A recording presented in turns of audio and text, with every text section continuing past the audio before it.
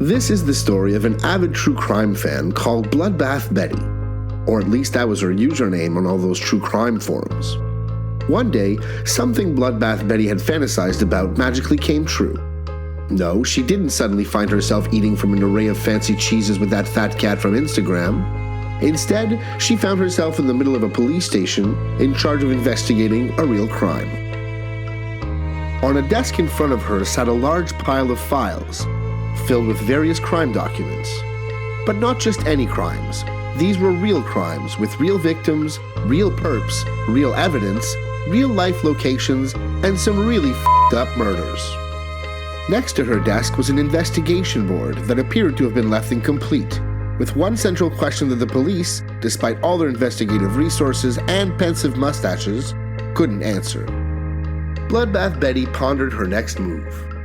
She knew from watching too many true crime docs that solving cold cases would mean scrutinizing reports and files, going through boxes of evidence and entire forests of paperwork.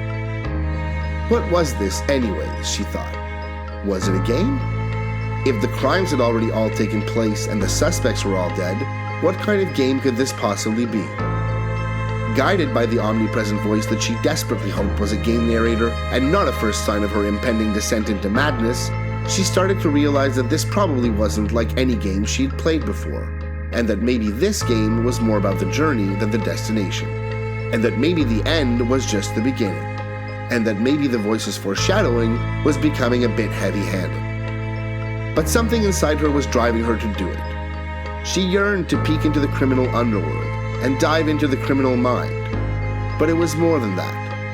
She knew that this was her chance to show that true crime fans weren't just a bunch of reclusive conspiracy freak armchair detectives with no actual investigative skills, that what they really were was a bunch of reclusive conspiracy freak armchair detectives with some actual investigative skills.